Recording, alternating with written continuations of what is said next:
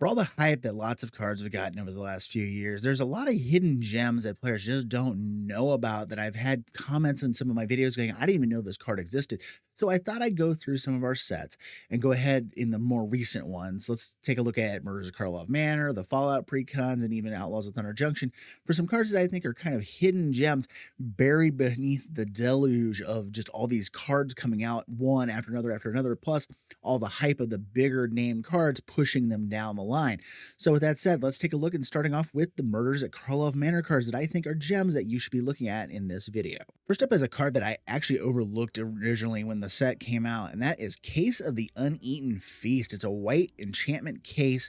Whenever a creature enters the battlefield under your control, you gain 1 life, and then if you solve it, having 5 or more life gain in a turn, it solves it, and once it's been solved, you can sacrifice the case, and creature cards in your graveyard gain. You may cast this card from your graveyard until end of turn. As one of the case enchantments from Karlov Manor, this card is a multi-purpose card for life gain decks. You get the life gain ability similar to a Johnny's Welcome, but it has a conditional bonus. If you can gain 5 or more life in 1 turn, and you should be able to do that pretty easily in a life gain deck, you should be able to solve the case and gain a potent recovery tool in the mid to late game with being able to recast key creatures from your graveyard that might have gotten destroyed earlier in the game.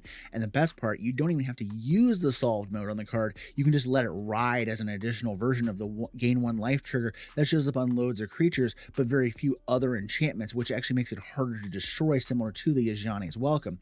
Whenever I have played this in a life game build, I have not been disappointed, and it is a dirt cheap card right now, sitting at about a quarter as of this recording. Another white card for your consideration, but one that I've actually used on Arena, is Unyielding Gatekeeper. For 1 and a white, it's an Elephant Cleric with Disguise of 1 and a white. So you cast it face down for 3, then you pay 1 and a white and flip it face up.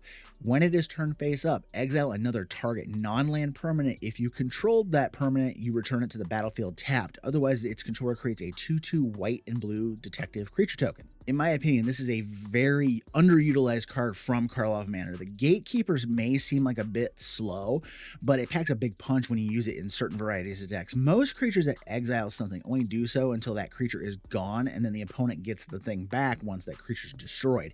Not so for the Gatekeeper. If it's targeting something your opponent controls, it's gone for good, and all they get is a 2/2 out of it.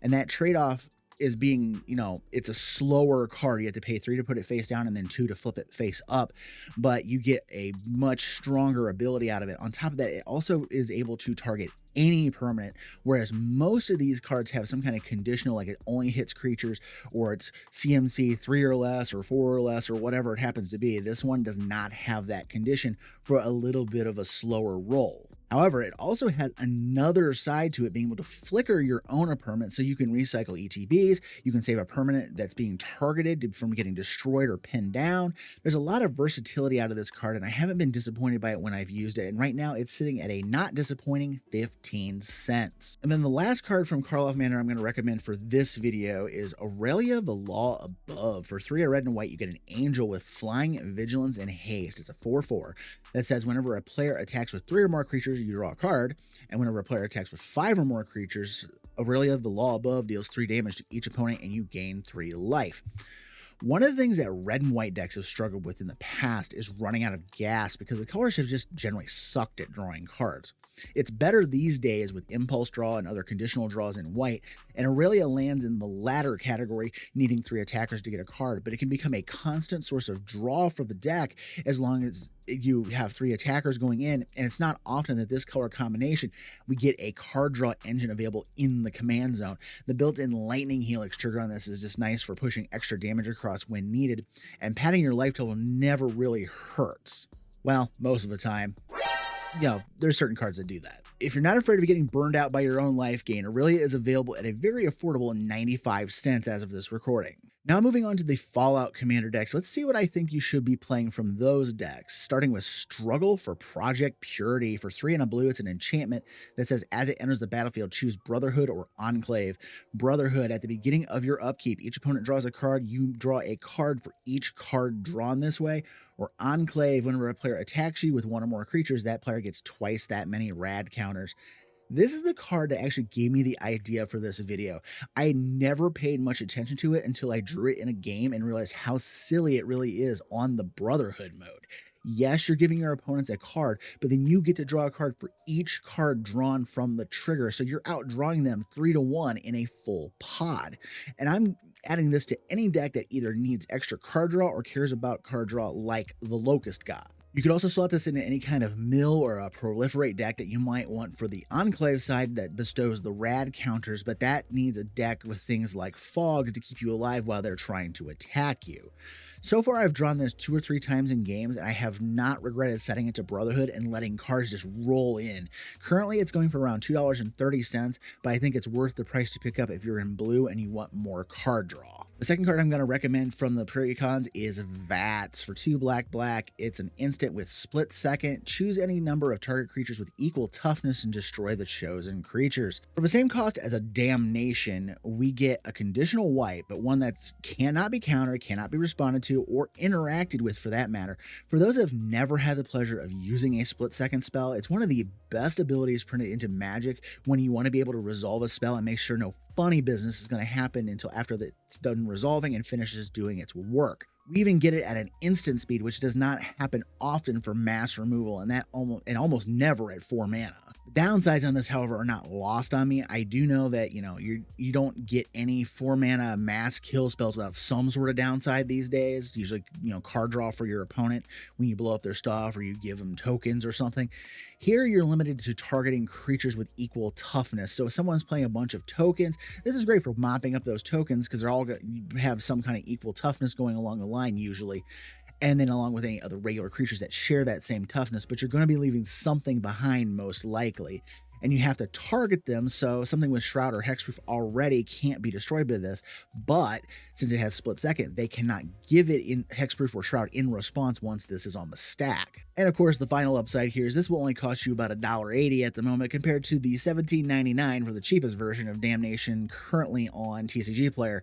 Yeah, if you want a cheaper mass destruction spell for your black decks, this one will work out quite nicely for you. And then the last card for these recommendations from the Fallout Precons is going to be the Agility Bobblehead. For 3 colorless, it's an artifact bobblehead that says tap and add a mana of any color, so it's just a 3 mana rock, which most people kind of disparage. But then you have 3 and tap, up to X target creatures you control gain haste until end of turn and cannot be blocked this turn except for by creatures with haste. And X is the number of bobbleheads you control as you activate the ability. I talked about this one a little bit in my 5 in, 5 out video for the Fallout Precons, but I feel it's just incredibly strong, but it's not getting a lot of attention because most players just see it as a 3 mana rock. But that's the bonus part of the card. The main thing here is that activated ability. Have you ever played against a Ginger Brute? Yeah, this thing actually grants Ginger Brute's evasion ability plus haste itself to a creature you control. One for each of the bobbleheads you control, so you can play several bobbleheads and target several creatures. But just one will work out just fine, especially in a Voltron style build where the idea is to deal 21 commander damage to take out an opponent. And then it will do fine, which is a simple, dumb monster instead if you're not playing Voltron. Haste isn't so common that you can never use this against somebody, and don't forget that you can also use this to prevent your opponents from gang blocking. If they only have 1 haste creature and only it can block, making it so they can't use their multiple creatures to try to take down your big attacker will work wonders for you. Currently, this is sitting about $3.50. This bobblehead is still fairly affordable if you want to add it to your collection. And then last but not least, let's move on to Thunder Junction and look at the 3 cards I think you should be playing from there that you may not be already, starting with Shifting Grift. Blue sorcery with Spree. You can choose the modes. So for 2 blue, you exchange 2 target creatures. For 1 blue, you exchange 2 target artifacts. And for 1 blue, you exchange control of 2 target enchantments, or you can do some combination there above, where if you do all the stuff, you pay 4 blue, and you get to do all 3 of them. Now, this may not seem like the greatest spell in the world, but I have been deeply screwed by this card multiple times recently, and with the amount of token creation available to us in the game, it's really easy to swap a 1/1 token for a more powerful creature on their side of the board, or a treasure, a clue, a blood, a food. You get the, all the artifact tokens that are available. You can swap it for a nice artifact that they have sitting across from you. You can even just swap something like a pin down aura, since we're going to be in blue using this card, for your opponent's most powerful enchantments, you know. So if you take, I don't know, an ossification, if you're playing blue-white or something like that, and you just swap control of the ossification with, I don't know, a doubling season or something like that, you get that. They have control of the ossification, and who cares? It's already done its job for us. It's already pinned down to the ground. So it's just kind of funny to do that. And of course, I love the flexibility of the spell, letting us combine 3 spells into one slot, where normally we'd have to have 3 separate spells to get all 3 of these effects. But as long as you have the mana and the targets, you can spree into all the modes on this thing and swipe up to 3 different things onto our side of the board if you build the deck just right. At uncommon, this is a dirt cheap 11 cents, making it practically free to add to your blue base decks. Then we're going to look at a green card that I've used before to great effect, Trash the Town. It's a green instant with spree. So you choose the modes of 2 and a green, put 2+1/+1 counters on a target creature, 1 and a green, target creature gains trample, or 1 and a green until end of turn. Target creature gains whenever this creature deals combat damage to a player, draw 2 cards, or you can combine it into 4 and a green and get all of the above. So if you're playing something of like a Voltron nature where you need to punch damage through, giving something trample, pumping it up, if you want cards on the fly, or maybe you just have a big creature you're trying to, you know, combat trick your opponents out of something, this is a great card just to, you know, roll over somebody's stuff. And being that it's not a rare, this is a very cheap card, and you can get this for less than 10 cents. And then the last card is actually going to combine the 2 colors that we just looked at in a blue-green card, Make Your Own Luck. For 3, a green and a blue, it's a sorcery. Look at the top 3 cards of your library. You may exile a non-land card from among them. If you do, it becomes plotted. Put the rest into your hand. So when you plot it, you put it face up in exile, and you can cast it on a later turn without paying its cost. Now, this one is a card that has thrashed me twice recently, and it works really well with cards like Brainstorm. You draw a massive creature, you put it back on top. It's the second card down on Brainstorm, and then the next turn, you draw the top card you put on, leaving that big creature on top. You play Make Your Own Luck, and you plot that card, and you get to cast it for free later on down the line. I've seen this thing plot a Tyrannax Rex on turn 3 with a cracked draw, which is a bit difficult to deal with when it's coming at you on turn 4.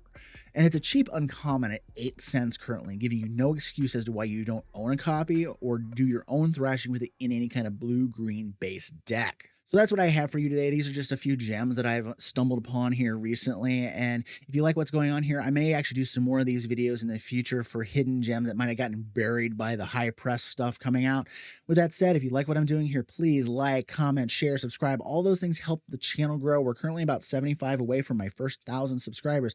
And as always, thank you for watching. Have a great day, and I will see you in the next video.